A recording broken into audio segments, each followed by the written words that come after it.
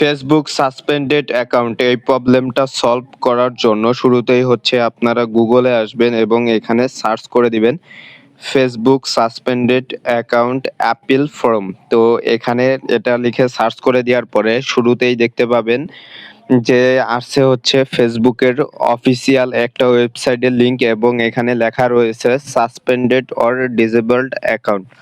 তো এটার উপরে একটা ক্লিক করে দিবেন। তো এটার উপরে ক্লিক করে দেওয়ার পরে এখান থেকে হচ্ছে সরাসরি আপনাদেরকে নিয়ে যাবে ফেসবুকের ওই যে প্রোফাইলটা সাসপেন্ড অথবা ডিসেবল হয়ে গেছে সেটা রিকভারি করার জন্য আপিল ফর্ম সেখানে নিয়ে যাবে। তো দেখলেন এখানে নিয়ে আসছে আপিল মাই অ্যাকাউন্ট সাসপেনশন এবং উপরে লেখা আছে যে 180 days appeal by log in within 180 days, মানে 180 দিনের ভিতরে ডিসেবল অথবা সাসপেন্ডেড অ্যাকাউন্ট কিন্তু এখান থেকে আপিল করে ফেরত আনা যায়।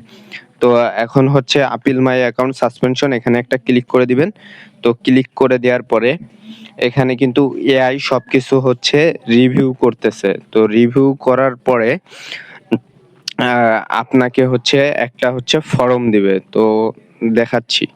তো এখানে এটা লিখে দেওয়ার পরে ফেসবুক কিন্তু সবকিছু রিভিউ করছে। রিভিউ করার পরে সে হচ্ছে ডিসেবল অ্যাকাউন্ট খুঁজে পায় নাই। তো এখন আমি বলবো তাকে একটা লিংক দিতে, ফরমের লিংক দিতে। তো এভাবে আপনারা এখানে টাইপ করে দিবেন give me a Facebook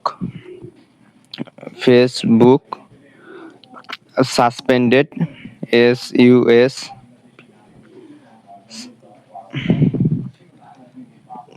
suspended ID recovery from recovery appeal form. তো এটা লিখে দিবেন, তাহলে হচ্ছে আবার একটু চিন্তা করবে। তো চিন্তা করার পরে সে এবার হচ্ছে একটা লিংক দিয়ে দিবে। এই যে দেখলেন এখন দিছে হচ্ছে রিকোয়েস্ট এ রিভিউ, এই লিংকটা দিছে, এটার উপরে একটা ক্লিক করে দিবেন এই বাটনটার উপরে। তাহলে হচ্ছে এটা আপনাদেরকে ওই পেজে নিয়ে যাবে যেখান থেকে হচ্ছে আপিল ফর্মটা দেয়। এরপরে হচ্ছে আপনাদের সামনে আবার এরকম আসবে, এরপরে এটা ক্রস দিয়ে কেটে দিবেন। তো ক্রস দিয়ে কেটে দেওয়ার পরে সেখানে কিন্তু রিকোয়েস্ট চলে গেছে রিভিউ করার জন্য অ্যাকাউন্ট। এরপরে একটু নিচে আসে দেখবেন অ্যাপিল এ সাসপেনশন, এখানে হচ্ছে লগ ইন টু ফেসবুক, এখানে একটা ক্লিক করে দিবেন। তো ক্লিক করে দেওয়ার পরে দেখতে পাচ্ছেন আপনাদের যে আইডিটি ডিসেবল অথবা সাসপেন্ডেড হয়ে গেছিল সেটা কিন্তু এই যে রিকভারি হয়ে গেছে। তো এভাবেই হচ্ছে সাসপেন্ডেড অ্যাকাউন্ট রিকভারি করতে হয়।